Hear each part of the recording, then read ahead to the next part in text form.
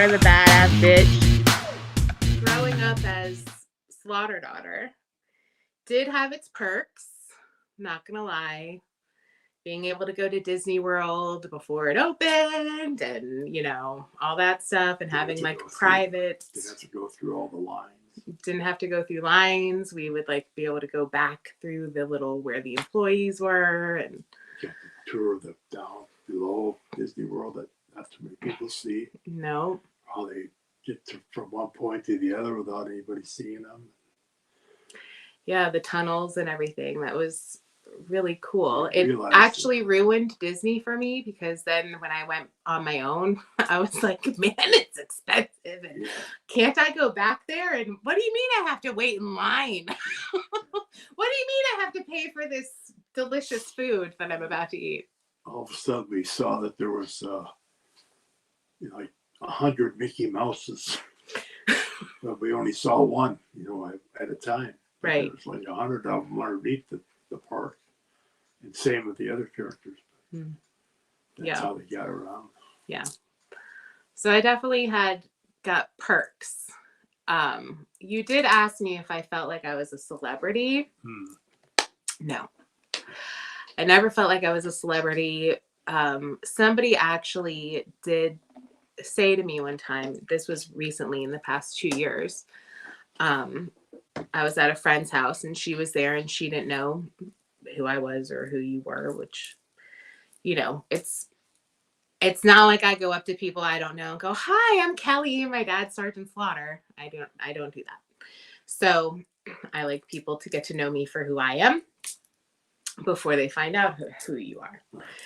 So, inevitably it does happen. So she found out who I was and she was like, so you have like celebrity status?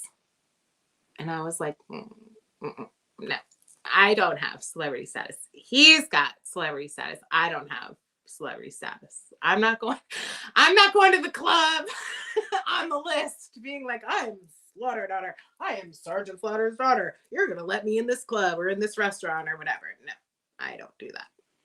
I'm not. Well, I'm not the one. Guess what? What? You're a celebrity now. I would not even say that. I didn't think I was either. I still don't think I am, but I am. I think if somebody asked me to sign something for them, I'd be like, why? Oh, I don't even know how I would sign it. Well, you have to sign it, your character, Slaughter daughter. Slaughter daughter. That's a really long autograph. You might want to do SD. SD. I'll just do SD. That's easy. SD. Like a heart. Maybe a heart. Maybe Tell the story. A flower. I'm not really a heart person. Tell the story of the first date with your husband before you were married. Okay. Unless you want me to tell it, because sometimes you don't tell it all the way.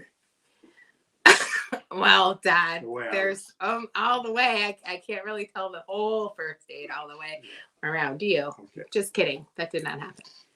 Okay. No, it's not embedded. You're 40. You're 40 years old. Hey, he did not on the first date. You can ask him. No, I know he was drinking. On our first date, we ended up back at my house and we were drinking and I didn't let him drive. And I think he thought that meant he was going to be able to come into my bedroom, but I shut the door in his face and locked the door. I was like, you can go on the other side. I said, turn around. The guest room's right there. Well, I wasn't meaning that part. I don't know what you mean. I thought about when you tell the story of how he came to the door to pick you up. Sometimes you don't tell the full story. Because he didn't quite know. Yeah. He saw a picture of me. Right. Okay. The third date. Yeah. So, again, I don't go around advertising who you are. Not that I hide it or anything like that, but I was an esthetician at that time. I was an esthetician at the time. You're probably an esthetician right now. I still have to take my practicals. Yes, I know you're going to pass that. Yes.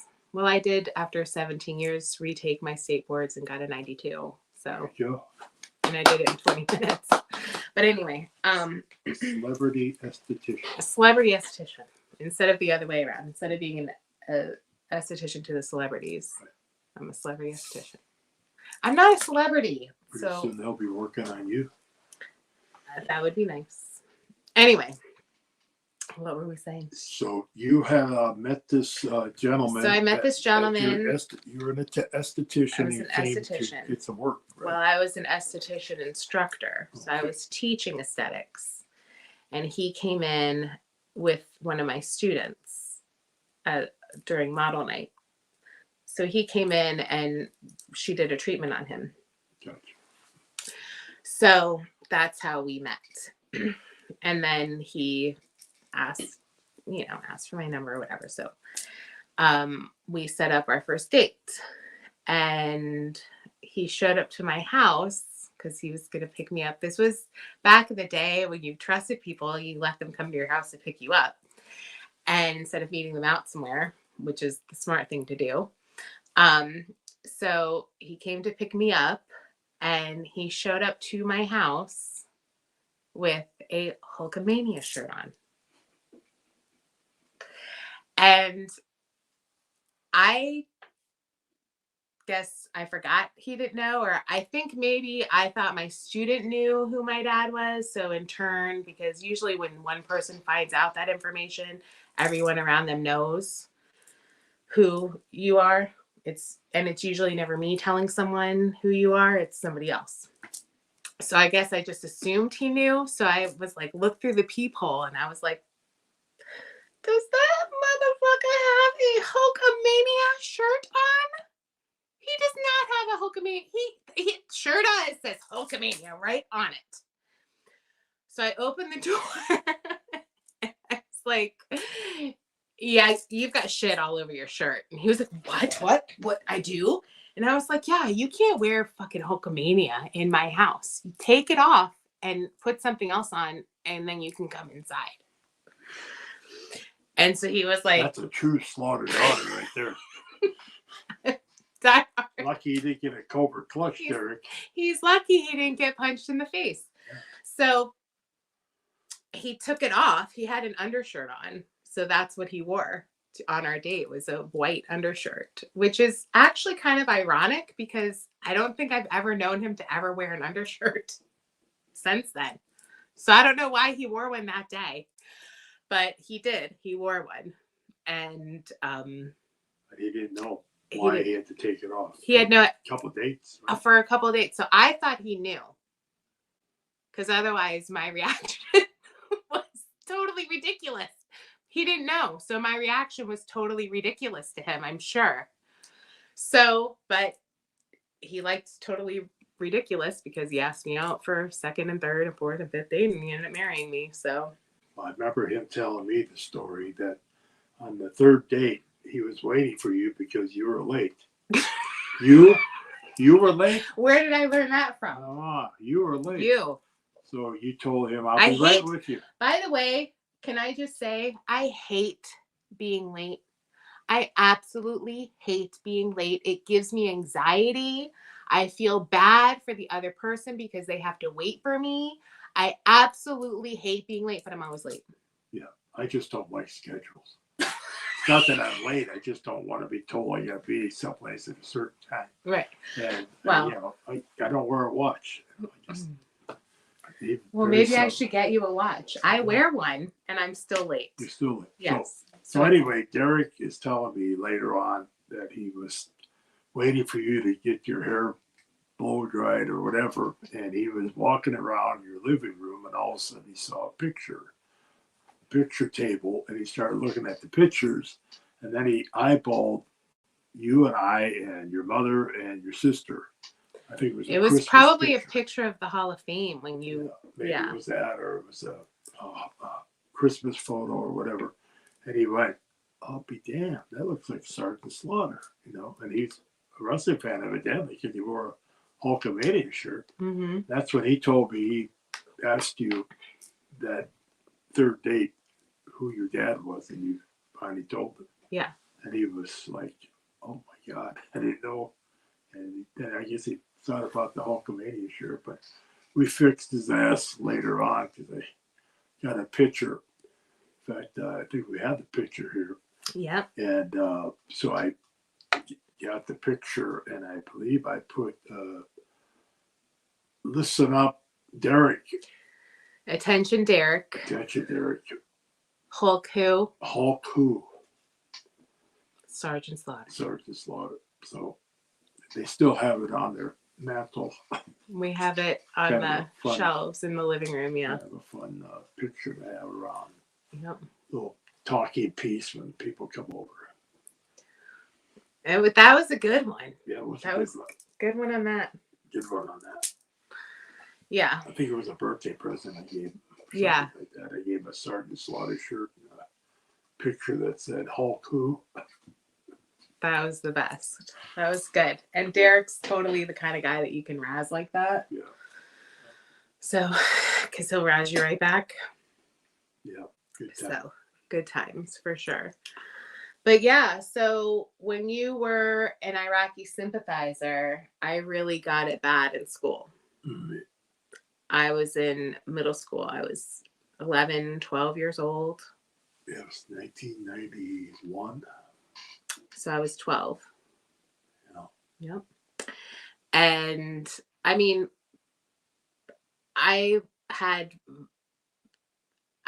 every single day, I got it. Every single day. And I remember I would tell you what the kids would say to me.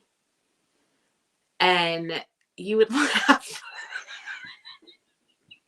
You thought it was funny. And I'm like in tears, like feeling awful. And, you know, people are like making fun of you and of me and all of that. And you were laughing about it. And so you just said, which I didn't know what it meant at the time, but you said, well, tell them we're laughing all the way to the bank.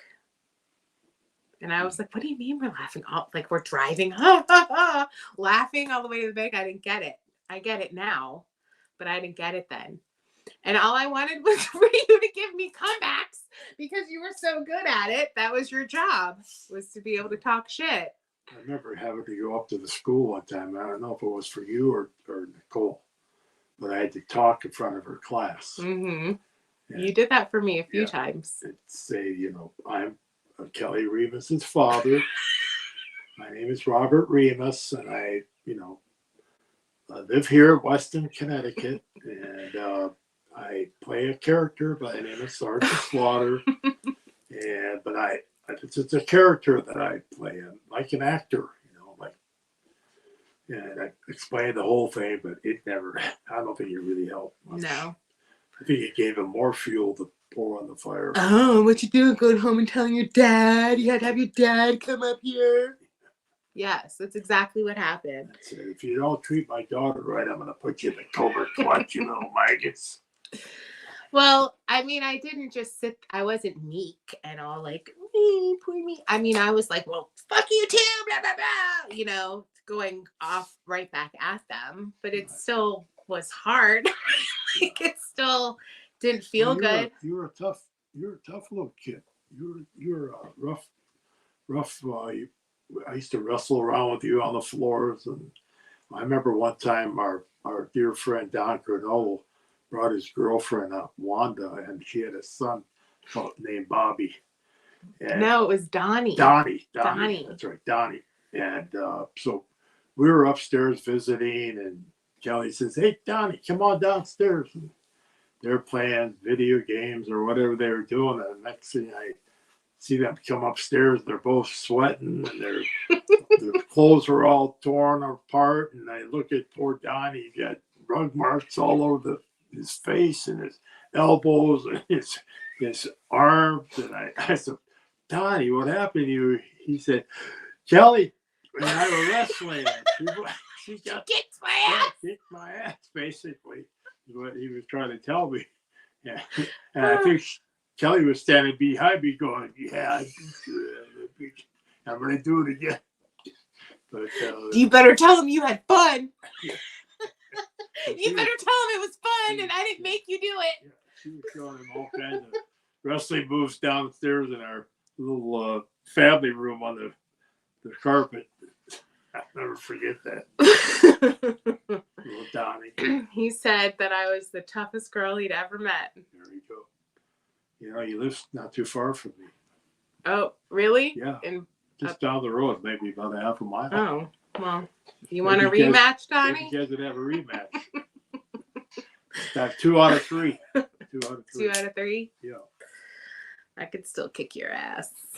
2 out of 3 ain't bad. My good old friend Meatloaf, God rest his soul. So I remember meeting Meatloaf. Yeah.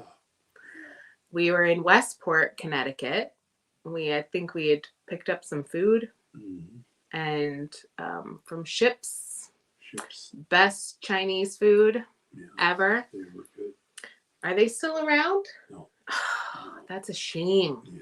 Somebody needs to they bring had another Ships place back. called Ships also that was kind of a seafood restaurant. They were right next to each other, next to the movie theater. Remember that? Yes. We used to go to the movies, the 4 of us. Mm-hmm. We'd always go to Ships before or after. Mm-hmm. Yeah. So we were crossing the street, and maybe we were going to get ice cream or something, and you were like, "Oh, hey, Milo, hey, meat!" Yeah, meat. And he comes over, and we're standing there talking. And you introduce me. This is Meatloaf, and I'm like, I think it's hilarious that somebody named that was his name. And so you guys talked, and he was very nice, and all of that, and nice to me, great guy. And when we walked away, I was like, Dad, who names their kid Meatloaf? And you were like, that's not his real name. Just like Sgt Slaughter is not my real name. But I just thought that was funny. I thought his name was really Meatloaf. We had a lot of celebrities that lived in the West End area. Yeah. In that area. Well, it was so close to New York City. Right. It was a beautiful area. I actually loved living in Connecticut, and I always say that if I could live anywhere, it would be in Connecticut, but I'd need to win the lottery first because it's very expensive to live in Connecticut. The taxes, yeah.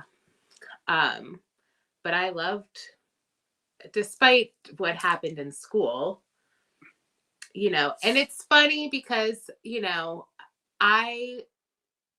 it was such a small school.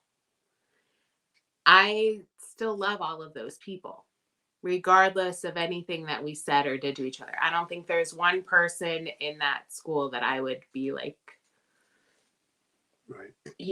If I had a list, and not any of them would be on it. Because I was just as mean to them as they were to me. So maybe it cancels each other out. I don't know. Yeah. Well, we used to have great restaurants there too. Yeah. Some great restaurants. Yeah. Colony Pizza, which I just had the other day. Sent the picture to all my 2 daughters and my wife. I sent that pictures of a Colony Pizza. I got these dagger messages, emojis back. Because every time you go, you send us pictures of Colony Pizza, which is the best pizza ever. Yeah. There's nothing like it here. Tiger Bowl, one of our favorite Chinese restaurants. Yes. There's a place called Trumbull Cafe. Great place. Orm's Diner. Orm's Diner. Oh my gosh. Sherwood Diner. Sherwood Diner. Boy, we had some good meals. How about Sakura? Had a lot of celebrations there. Yes. Wonderful. Great towns. Yeah. Great going down Main Street in Westport, which is so different now than it was back then. Great place to live and to have your family grow. I definitely know that my daughters are the way they are because of the schooling they went through. Well, Nicole got all of the schooling in Connecticut. I did not get all of my schooling in Connecticut. My high school was in Charlotte. Right. Most of high school. I did get some high school in Connecticut, but I think they actually, taught you how to be ready for college. Not me, because I didn't go to school there for high school. They very much prepared Nicole. Right. It's richer than all of us. You sure set her up for success, Dad. Yeah. She's the Slaughter daughter. She's one of the Slaughter daughters. Yeah. Yeah. So she's doing well. She's Yes. doing very well. And we have to congratulate my two granddaughters who just won everything. Their dance with their class. dance competition. They won. They won They everything. won platinum. Platinum. Nice. Nice, Ava. Good for them. Lila, Ava and Lila. congratulations. Ava, who just came back from an injury. Yeah, rolled her ankle. Was out for about probably 3 months. Yeah, it was a long time she was out. It'd be hard for her not to be able to compete and just watch. She had a solo. Somebody else take her place in her dancing, her solo, her spot. It was unbelievable. We went up there and watched them do the Rockettes Christmas dance. Unbelievable. She was the star of the whole thing. I mean, she was smiling and laughing, and saying, shouting out words, and they were on first, and it just kind of was anticlimactic after that. Had these, 16, 17-year-old girls doing the Rockette. There must have been about 20 or 30 of them, and they just blew my mind. I gave me chills, made me cry. She was the head one. She was the main attraction. I don't know why they put that on first. You'd think that would be last, and wishing everybody a Merry Christmas, but they put them on first. Well, and then you got to leave. Yeah. No, we had to stay and watch because my other granddaughter was. Oh, I thought they were in it together. No. Okay, gotcha. So then, but Lila's was just as good. Oh yeah, she was fantastic. I don't know how they remember all these moves.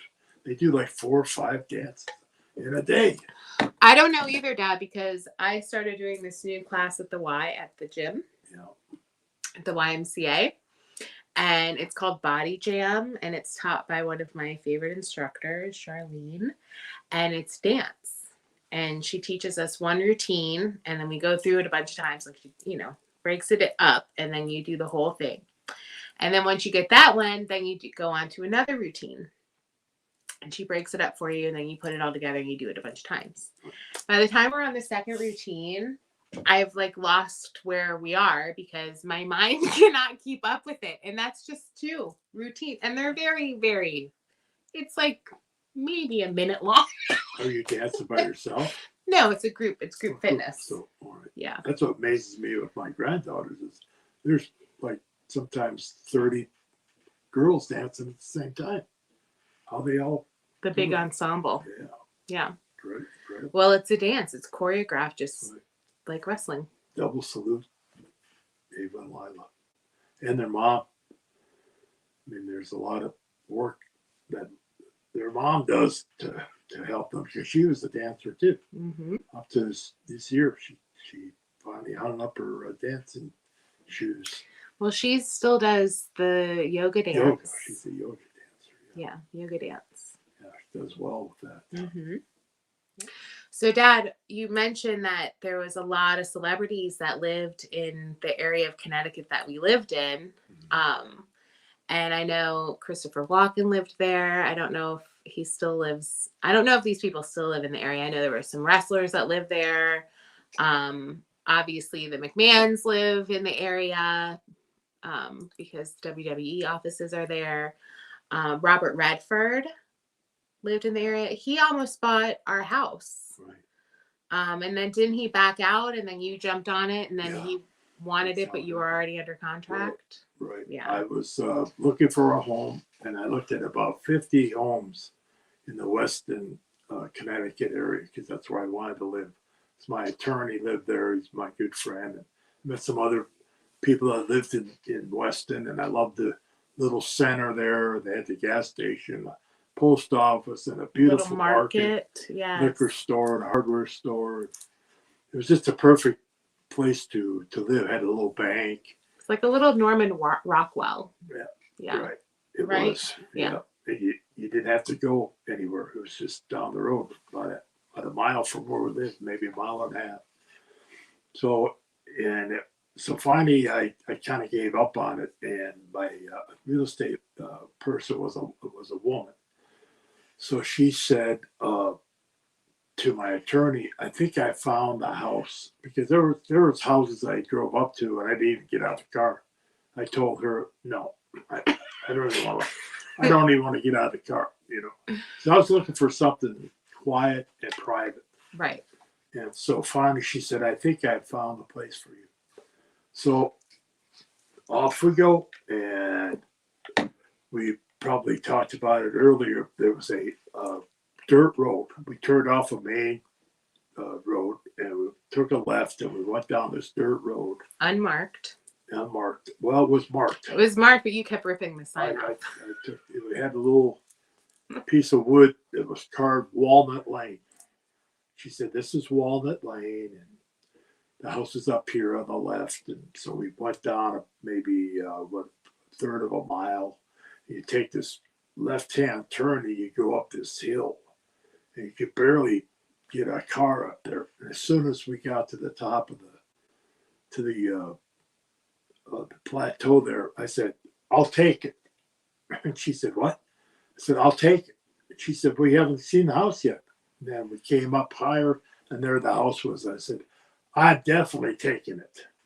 She said, well, don't you want to go in and see it? I said, yeah, I want to go see it, but I'm telling you right now, I'm buying this house. And so she parks the car. We go up and we knock on the door, and you have to picture it.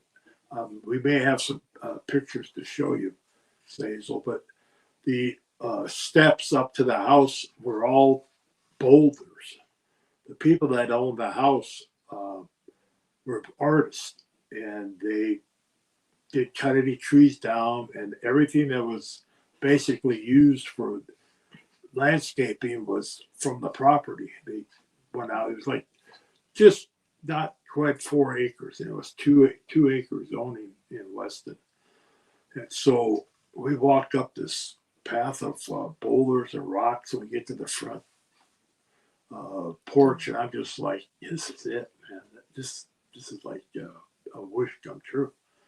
So we knock on the door. This gentleman comes and kind of looked familiar, brings us in, and it was just a gorgeous, setting. It's all wide open, and so we had a look around. We didn't go in the far back because that was his studio, and he said it was kind of a mess, and there was only just a room, and upstairs was all his supplies. But he said it does have a bathroom, in there. So we never went into that room.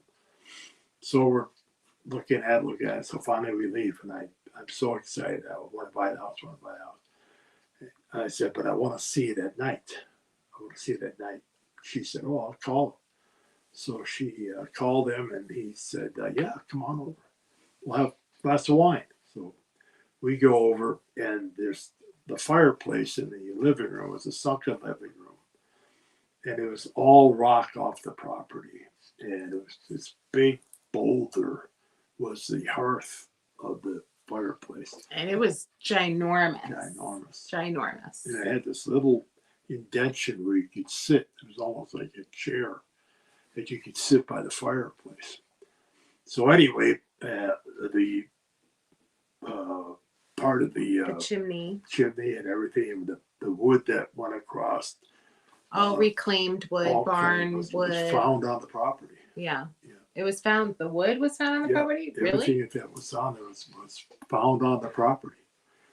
And so we got there at night, and we were sitting by that fireplace, and the fireplace is gone. And he was telling me my wife is a pottery. That's her hobby, is doing pottery. And so every knob in the kitchen, all the tile, she made handmade, everything. And the barn siding, cupboards, it was all from a barn that was in Massachusetts. But it was all, they were just nature lovers. They loved, and they're artists. So everything was very well thought of. So he told me when we first found the property, we walked it and we found this huge boulder, and we said, let's put the fireplace here. This will be the hearth of the fireplace. That's how they started. And so they built a house around that. Telling me all about that. So as we're having our second glass of wine, here comes a woman out of the room that I never got to go in. And as soon as I saw her, I went, wow, I know who that is. I know her. I know her.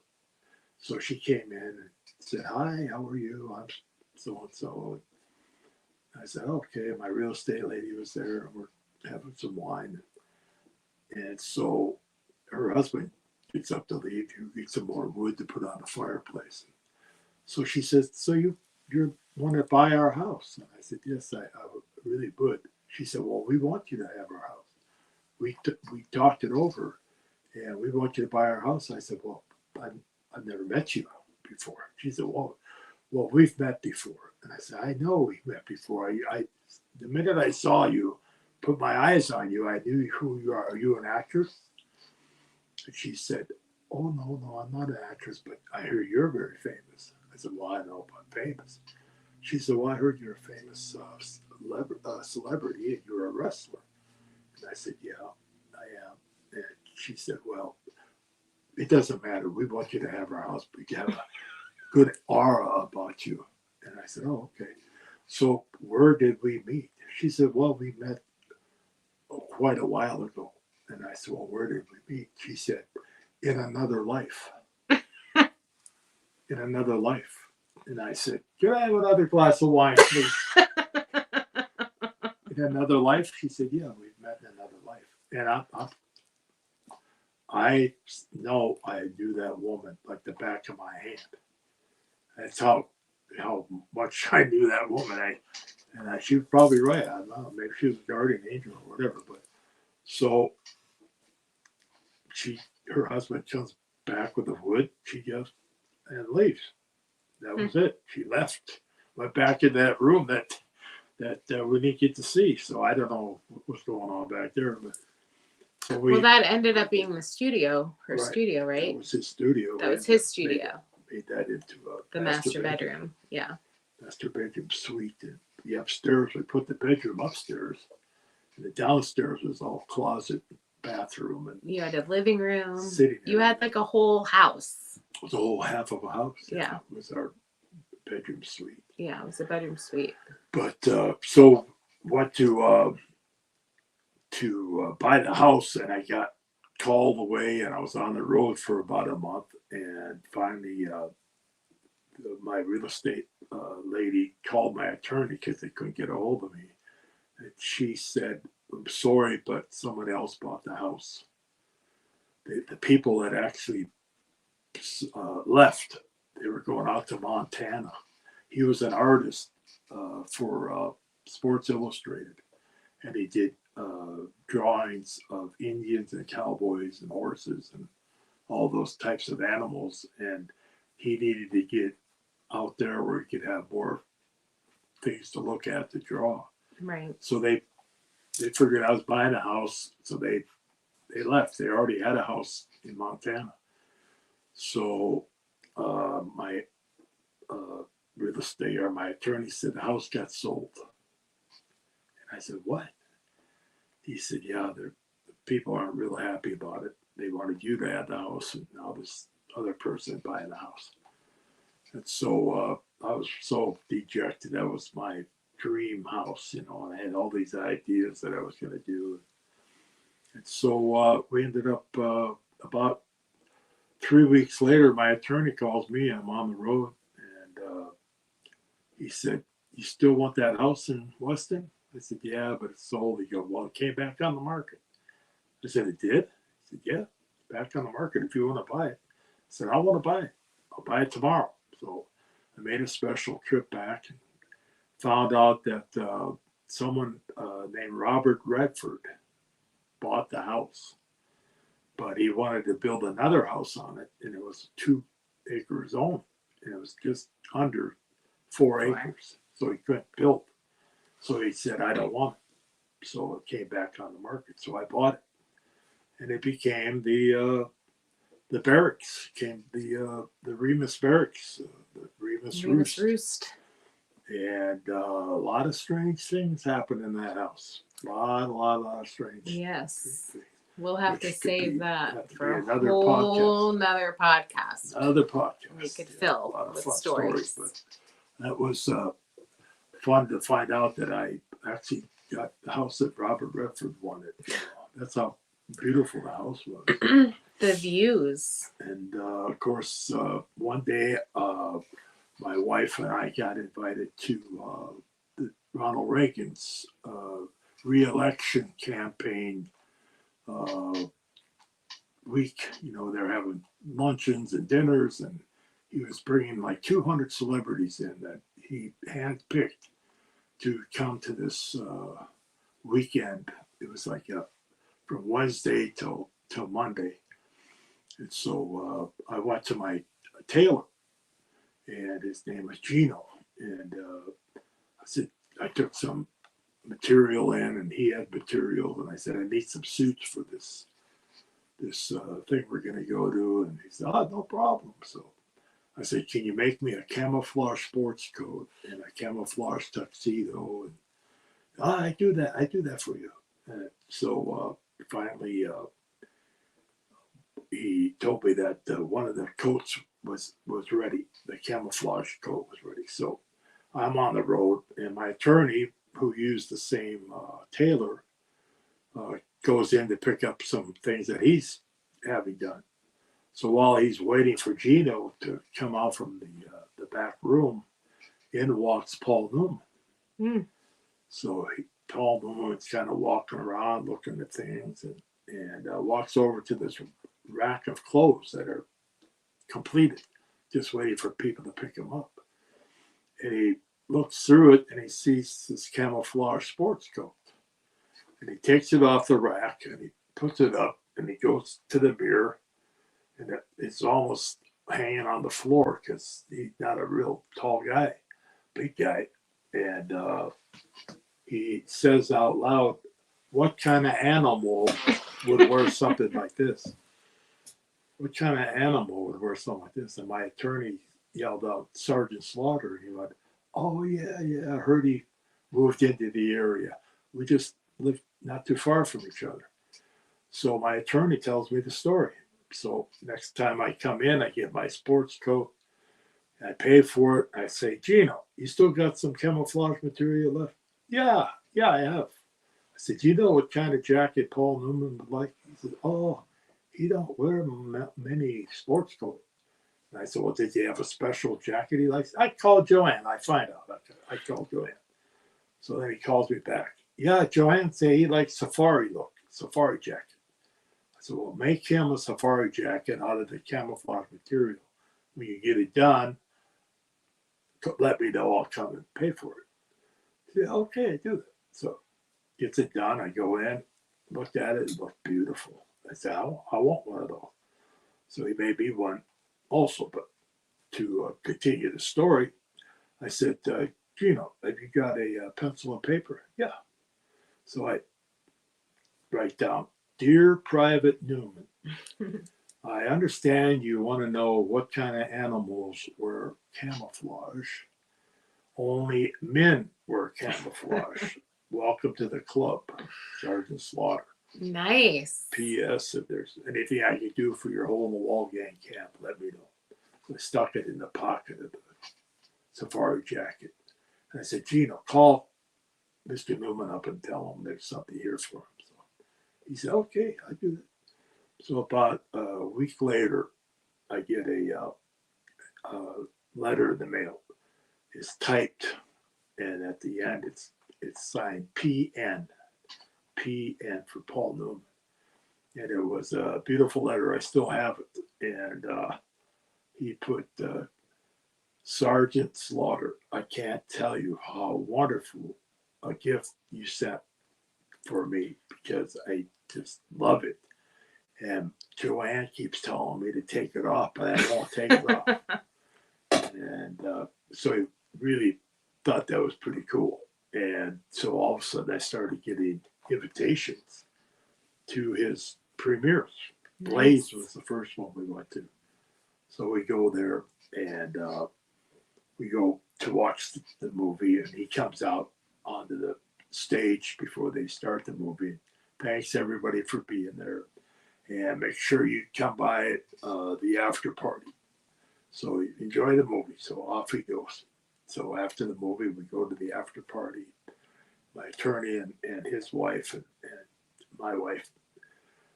So we're in the line and we get our food and we sit down and all of a sudden here comes Peter Boyle. Peter Boyle's got a hand on his plate and he turns around and sees me, does a double take, drops his plate of food all over the floor. And he says, oh no, Sergeant Slaughter, oh my God, I can't believe you're sitting here. And I said, oh, how are you? And I'm going, Peter Boyle. Dropped his food over me. Yeah, pretty soon here comes Robin Williams with his little boy. And he starts doing a little thing on G.I. Joe. And he goes, I don't remember his son's name, but he goes, look, that's G.I. Joe, G.I. Joe, yo, Joe, yo, Joe. And Cobra, look out, Cobra, yo, Joe, yo, Joe. And he's going through this whole thing for about a minute, saluting me. And his son is like dancing around, having fun. Gives me a big hug. He's like, I can't believe that Sergeant Slaughter. Said, wow. You're Robert.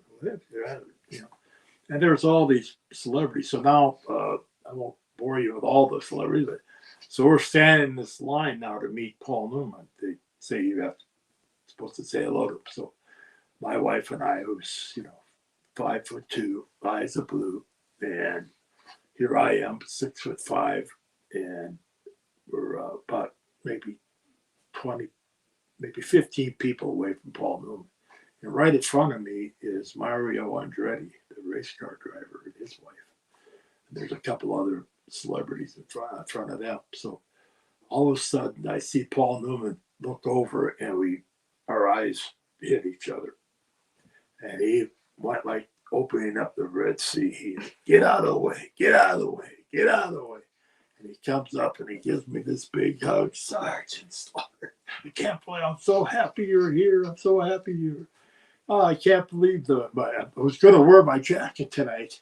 He said, I was going to wear the jacket you made for me, and I had to wear the suit, And so it just became a great relationship. And, whenever I go uptown to Westport, Connecticut, I run into him. One time he was at a chicken place, I think it was called Boston Market, and he's looking up. He always had his one glass hang on over his ear, and his glasses would be hanging. And he's like looking up at the menu, and he's telling the girl kind of what he wants, and then he changes his mind. He goes, wait a minute, So I walked up behind him and I said, hey, buddy, you maggot, will you move it? I'm hungry. Get the hell out of the way. And he just like froze, didn't say anything. Didn't turn around or anything. So he starts talking to the lady again, starts telling her something. And I said, is this going to be an all-day thing? You puke? Come on, let's go. And finally, he turns around. He's like he's going to punch me or something. He goes, Sarge, I should have known it was you.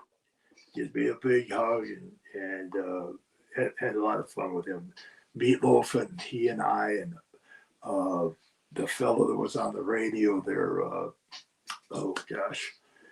New York radio, Howard Stern, and a bunch of guys that lived in the area. We played softball. We were a celebrity team. You played softball with Howard. Why do I not see Howard Stern playing softball? He didn't play much. Don't see that. Yeah.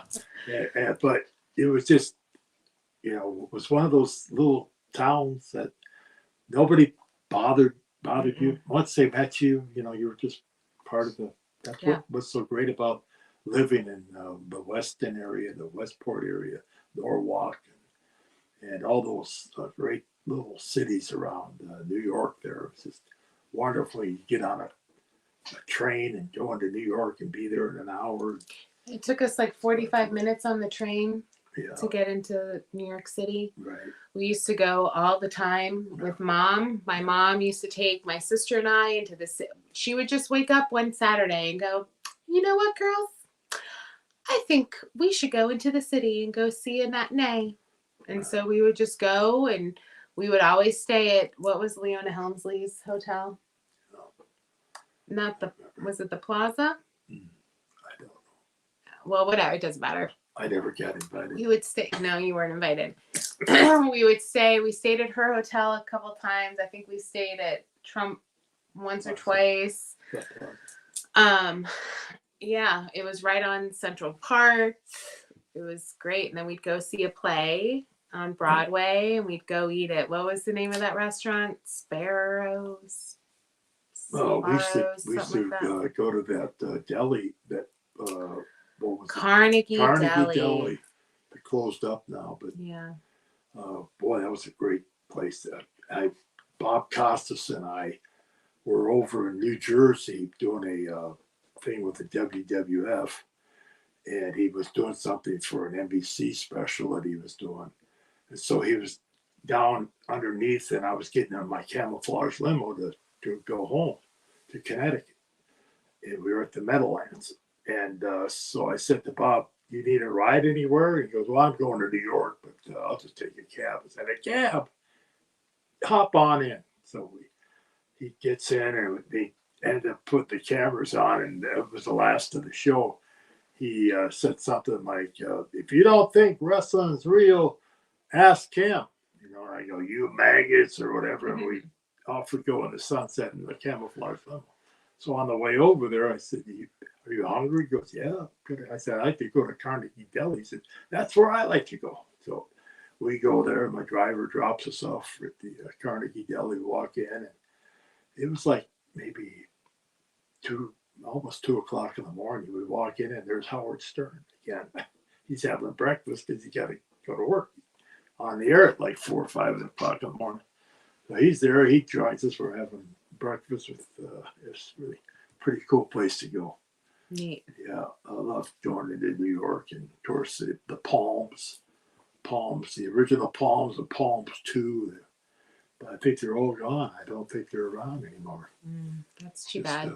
It was, to have all those New York staples not right. around anymore. But New York City during the holidays is spectacular. Yeah. I would recommend anyone to go there during the holidays. Yeah. For sure. Beautiful place. We used to do a lot of Boston trips also. Yeah, Boston's great too. Especially during the holidays. We go there and just go around and shop and have Faneuil all Hall. the good seafoods and Shepherd's pie. Legal seafood. Yeah, legal seafood. Lots of food. Oh, great place. Lots of food. Well, maybe through this show, maybe we could do something where travel the world and go to all of our favorite eats. We have something where we have a contest where people can come and meet us at different cities that we know because we lived there or been there, and the restaurants that we like. And maybe people can join us and continue this conversation. Yeah, there you go. Have people try all of our favorites, but the restaurants still have to be open for us to be able to do that. Or we could do a come to the Slaughter Daughter house. The Slaughter Daughter house. Her dad has a place called the Roost, and I eat pretty good damn barbecuer, and I do a special slaughter steak. Slaughter steak. Another story of Vancouver, Canada, going way back to Vancouver, Canada. And there was an Asian wrestler who wrestled there, and he couldn't speak much English, but I put him in my car and I take him wherever we had to go. And every Sunday, when we didn't have to wrestle, he would come over with a little hibachi grill and had these skewers of meat, and they were teriyaki. And they were so delicious, but he always only brought a little bit because he paid for it. He didn't have a whole lot of money. So I kept telling him, "Here, I'll pay. No, I pay. So he's going to leave. And Diane and I just loved it. We couldn't wait for him to come over. So he was leaving to go somewhere else to wrestle. So I said, "Is there any way that I can get the recipe for your teriyaki?" "Oh, no. I cannot give you. I die. They kill me. I cannot give it to you. The only way I can give it to you, I cannot give it to you." So he comes over to say goodbye and leaves. And I said, "Well, we're gonna miss those hibachi skewer meats." And all of a sudden, the doorbell rings again. He hands me a piece of paper, and he had it all folded up. It was the recipe for the teriyaki sauce. And that's and I still where have Slaughter that. Steak I still came have from. that piece of paper, and I've kind of doctored it up a little bit, but Yeah. it's a recipe where you have to marinate the meat from 16 to 20 hours. And I used to I started out with the skewers, but it was never enough. So I started going to the T-bones and the porterhouses. And then everybody wanted them, and I didn't have enough pans to marinate in them. So then I went to the filet, and that works out really good because they don't really have a lot of flavor. So it really flavors them up. It's right very in there in a flavorful. hurry. Yeah. So it's a fun, making my mouth water, actually. It's the best. Usually whenever we have a special occasion, we all want Slaughter Steak. Right. And I know the recipe. Yeah. But Nicole doesn't know the recipe. She doesn't know. I keep trying to I know the recipe. her, but She doesn't busy. want. Oh, well, because she's busy. Yeah. But it's fun. So Yes. how do you say goodbye? Well, I wanted to give a couple shout outs first. I wanted to give a shout out to Xazyl Phoenix from Sgt Slaughter Slaughterhouse for being such an awesome friend and helping us out with the first podcast and hopefully future podcasts he will help us out with. And also to Nazi for the artwork with my logo and all the other artwork that you've done for me. So thank you guys. And the fans. And to all the subscribers. Thank you. Thanks for letting us spend a few hours with you, and hopefully gave you some fun things to hear. And if you got some questions, send them in. All right, and we'll see you next time. Bye. And always remember, never, ever let your enemy eat your breakfast. And that's an order. Yo, Joe. Slaughterhouse.